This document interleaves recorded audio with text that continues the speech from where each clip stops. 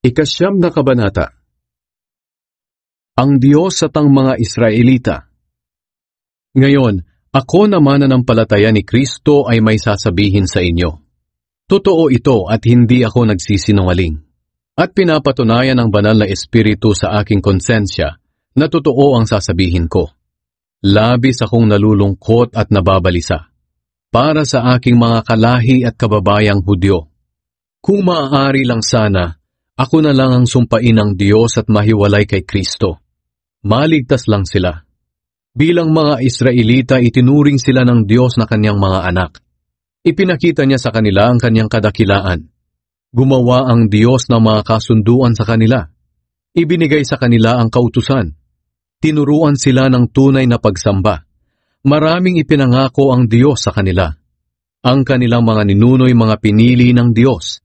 At nagmula sa kanilang lahi si Kristo nang siya'y maging tao. Ang Diyos na makapangyarihan sa lahat, na dapat purihin magpakailanman. Amen. Hindi ito nangangahulugan na hindi natupad ang mga pangako ng Diyos, dahil hindi sila sumampalataya. Sapagkat hindi naman lahat ng nagmula kay Israel ay maituturing na pinili ng Diyos. At hindi rin naman lahat ng nagmula kay Abraham ay maituturing na mga anak ni Abraham. Sapagkat sinabi ng Diyos kay Abraham, ang mga anak lang na nagmumula kay Isaac ang mga lahi na aking ipinangako. Ang ibig sabihin, hindi lahat ng anak ni Abraham ay itinuturing na anak ng Diyos, kundi ang mga anak lamang na ipinanganak ayon sa ipinangako.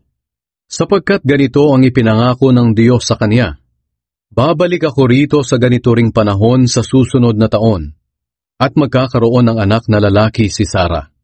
Hindi lang iyon, kundi nangyari rin ang ganoon sa dalawang anak ni Rebecca sa ating ninunong si Isaac. Ipinakita rin ng Diyos na hindi lahat ng nagmula kay Abraham ay itinuturing na mga anak niya. Bago pa man ipanganak ang kambal, sinabi na ng Diyos kay Rebecca, maglilingkod ang nakatatanda sa nakababatang kapatid. Sinabi ito ng Diyos noong wala pa silang nagagawang mabuti o masama, para patunayan na ang pagpili niya ay batay sa sarili niyang pasya at hindi sa mabubuting gawa ng tao. Gaya nga ng sinabi ng Diyos sa kasulatan, minamahal ko si Jacob, pero si Esau ay hindi. Baka naman sabihin ng iba na hindi makatarungan ng Diyos. Aba hindi, sapagkat sinabi niya kay Moises, mahahabag ako sa gusto kong kahabagan. Maaawa ako sa gusto kong kaawaan.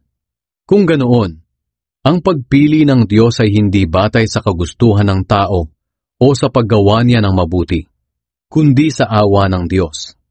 Sapagkat ayon sa kasulatan, sinabi ng Diyos sa Faraon, pinayagan kitang mabuhay dahil dito, para maipakita ko ang kapangyarihan ko sa pamamagitan mo, at makilala ang pangalan ko sa buong mundo.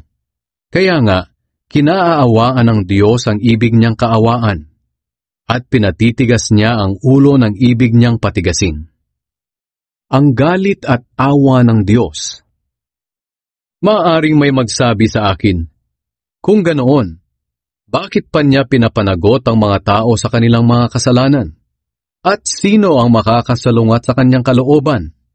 Pero sino ka para magreklamo sa Diyos ng ganyan? Tayo'y mga nilikha lang ng Diyos, kaya hindi tayo makakapagreklamo kung bakit niya tayo ginawang ganito. Tulad sa isang gumagawa ng palayok, may karapatan siyang gawin ang putik ayon sa gusto niya. May karapatan siyang gumawa ng dalawang uri ng sisidlan mula sa iisang tumpok ng putik. Ang isa ay pang-espesyal at ang isa naman ay pangkaraniwan lang. Ganoon din naman ang Diyos. Nais niyang ipakita ang kanyang kapangyarihan at matinding galit sa mga makasalanan. Pero minabuti niyang tiisin muna ng buong tiyaga ang mga taong dapat sanang lipulin na. Ginawa niya ito para ipakita kung gaano siya kadakila sa mga taong kinaaawaan niya, na inihanda na niya noon pa para parangalan. Ito'y walang iba kundi tayo na mga tinawag niya, hindi lang mula sa mga Hudyo, kundi mula rin sa mga hindi Hudyo. Ito ang sinabi ng Diyos sa aklat ni Hoseas. Ang dating hindi ko mga tao ay tatawagin kong mga tao ko. At ang dating hindi ko mahal ay mamahalin ko. At sa mga sinabihang, kayo'y hindi ko mga mamamayan, sila'y tatawaging mga anak ng Diyos na buhay. Tungkol naman sa mga Israelita, sinabi ni Propeta Isaias, kahit na maging kasindami pa ng buhangin sa tabing dagat ang lahi ni Israel, kakaunti lang sa kanila ang maliligtas. Dahil mabilis at matindi ang gagawing paghatol ng Panginoon sa mga tao sa mundo. Sinabi rin ni Isaias, kung ang Panginoong makapangyarihan ay walang itinira sa ating lahi, na tulad na sana tayo sa Sodom at Gomora. Ang Israel at ang magandang balita. Ano ngayon ang masasabi natin tungkol dito? Ang mga hindi Hudyo na hindi nagsikap na maging matuwid ay itinuring ng Diyos na matuwid nang dahil sa kanilang pananampalataya. Pero ang mga Hudyo na nagsikap na maituring na matuwid sa pamamagitan ng pagsunod nila sa kautusan ay nabigo. Bakit sila nabigo?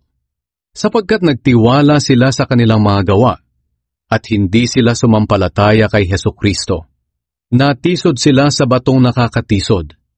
Gaya nga ng sinabi ng Diyos sa kasulatan, maglalagay ako sa Zion ng batong naging katitisuran sa mga tao at nakakapagpadapa sa kanila. Pero hindi mapapahiya ang mga sumasampalataya sa Kanya.